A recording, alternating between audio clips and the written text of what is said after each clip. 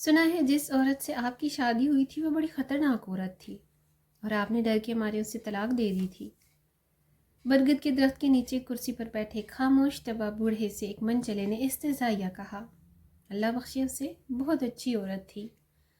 بنا ناراض ہوئے، بغیر غصہ کیے بابا جی کی طرف سے ایک مطمئن سے جواب آیا۔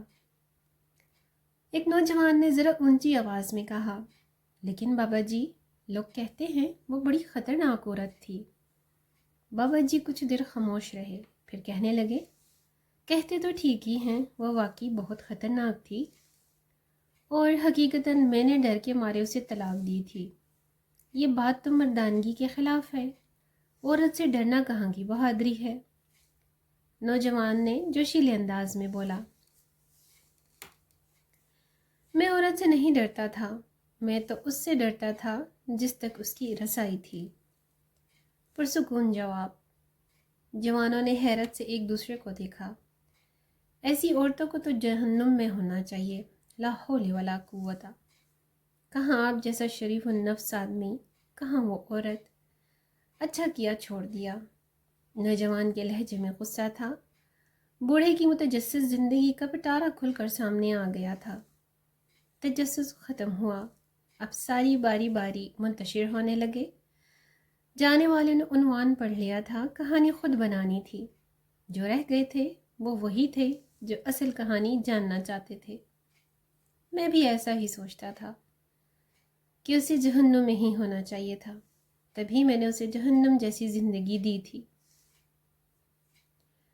بوڑھی آنکھوں میں اضطراب اترا۔ یہ تب کی بات ہے جب میں سرکار کے ہاں 1 روپیہ ماہوار پر ملازم ہوا۔ میری ماں چاہتی تھی کہ میری شادی ہو جائے۔ رشتہ ڈھونڈا گیا۔ ایک مونگ پھلی فروش کی بیٹی میری ماں کو پسند آئی، سلیقہ مند، خوبصورت اور ایک دم خاموش طبع۔ مجھے اس رشتے پر اعتراض تھا کہ وہ ایک مونگ پھلی بیچنے والی کی بیٹی تھی۔ مزدور کی اولاد کو پیٹ کی فکر رہتی ہے، تربیت کی نہیں۔ تربیت بڑے گھرانوں میں کی جاتی ہے جہاں افلاس آنکھوں کی روشنی کے چھننے سے قاصر ہوتا ہے۔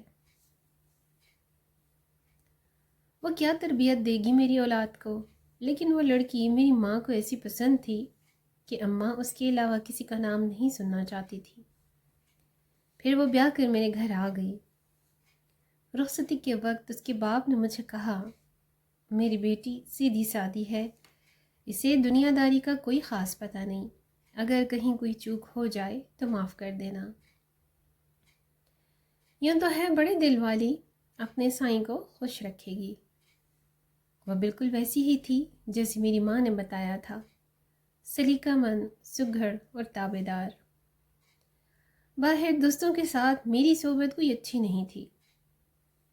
ملازمت کے اوقات میں کھانا گھر سے باہر کھاتا، دوستوں میں بیٹھتا، رات گئے تک محفل چلتی، پھر گھر جاتا۔ وہ کیا کھاتی تھی، کیا پیتی تھی، کس حال میں رہتی تھی، مجھے کوئی پرواہ نہیں تھی۔ انہی دنوں میری ماں بھی دنیا سے رخصت ہو گئی تھی۔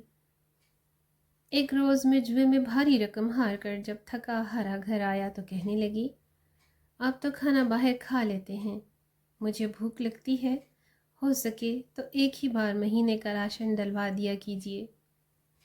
روز روز بازار سے خریداری کی صحبت نہیں اٹھانی پڑے گی۔ کیا؟ اس مونگ پھلی بیچنے والی کی بیٹی کی اتنی اوقات کہ مجھ سے مطالبہ کر سکے؟ مجھے طیش آیا، ہو نا تم کسی بہت بڑے باپ کی بیٹی کہ تمہیں پورے مہینے کا راشن اور خرچ چاہیے، اپنی اوقات دکھی ہے۔ غصے میں آ کر اس پر ہاتھ اٹھایا اور مغلظات بھی بکے۔ میں یہ نہیں سوچ سکا کہ آخر اسے زندہ رہنے کے لیے روٹی تو ہر حال میں چاہیے تھی۔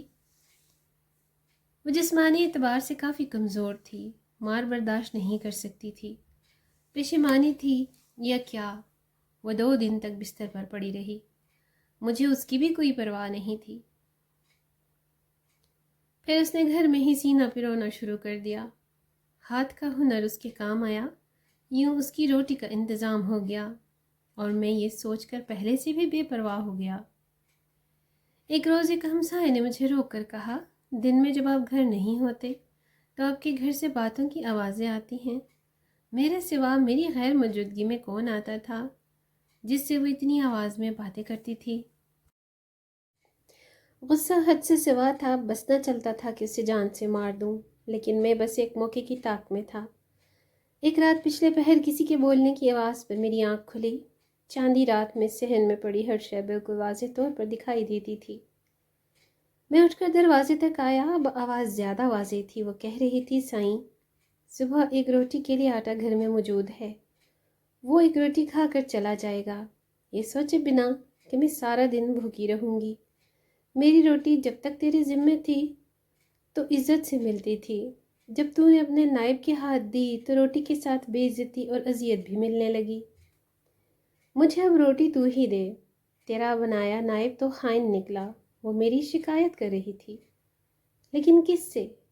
کون تھا جو اسے روٹی دیتا تھا مجھ سے بھی پہلے؟ میں نے باہر آ کر دیکھا، وہ صحن کے بیچ چارپائی پر بیٹھی خود سے باتیں کر رہی تھی، وہاں کوئی بھی نہ تھا۔ میرے پیروں تلے سے زمین نکل گئی۔ وہ خدا سے میری شکایت کر رہی تھی۔ وہ اس لمحے مجھے کوئی اور ہی مخلوق لگی۔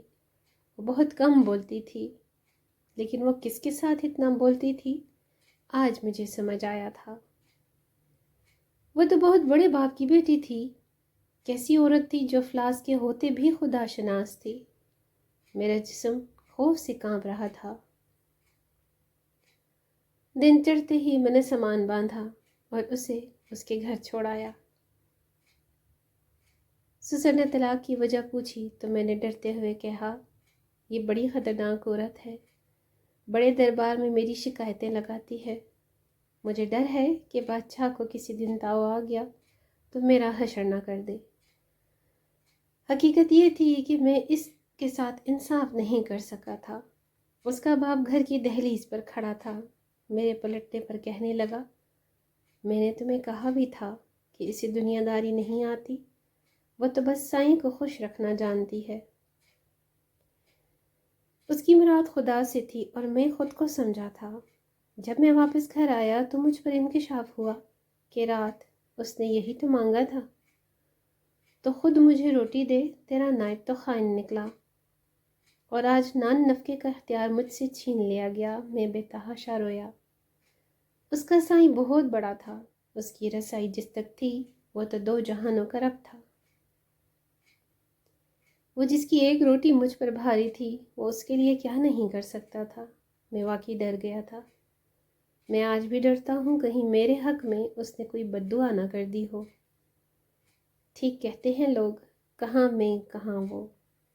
بوڑھی آنکھوں میں نمی اتری تھی۔ میں کور چشم سے پہچان نہ سکا۔ میں نہیں ڈرتا تھا، حالانکہ ڈرنا چاہیے تھا۔ اس کے سائیں نے تو پہلے ہی کہہ دیا تھا کہ عورتوں کے معاملے میں خدا سے ڈرو۔